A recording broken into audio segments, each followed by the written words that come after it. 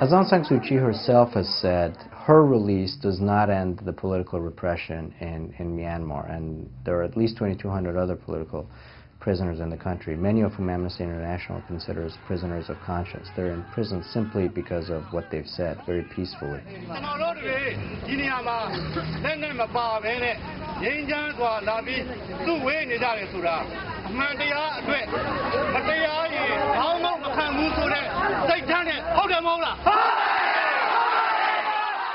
Min Konang has been a pretty prominent political activist in the country since his student days in 1988, when he, along with Aung San Suu Kyi, first started really speaking out against the government.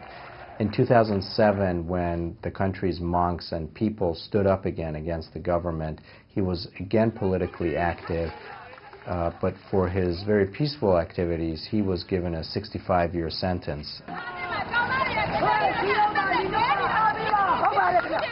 Take Susu Nue, for instance.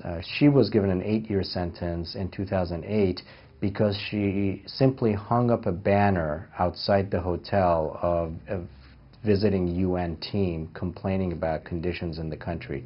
If the generals are realistic, they will take this opportunity to open up the political space, to release some of the political prisoners and decrease some of the attacks on the ethnic minorities. In the case of Ukantonu and the Shan minority, as well as the other ethnic minorities, Amnesty International wants the international community to maintain the momentum towards a commission of inquiry by the United Nations to look at the crimes against humanity and the very serious violations of human rights that Amnesty International, as well as others, have documented.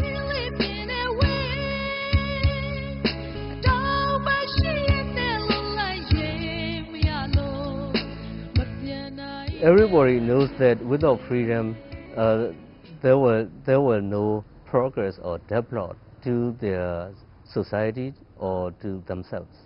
So therefore, everybody needs freedom. International pressure did get to the generals ruling Myanmar. If the generals thought that Aung San Suu Kyi and the other political prisoners would just be forgotten, they were mistaken. With Aung San Suu Kyi's release, it may be that the government of Myanmar, along with some of its international backers, primarily China, will now go to the international community and say, decrease the pressure on us, we've done what you've asked, and we've released Aung San Suu Kyi.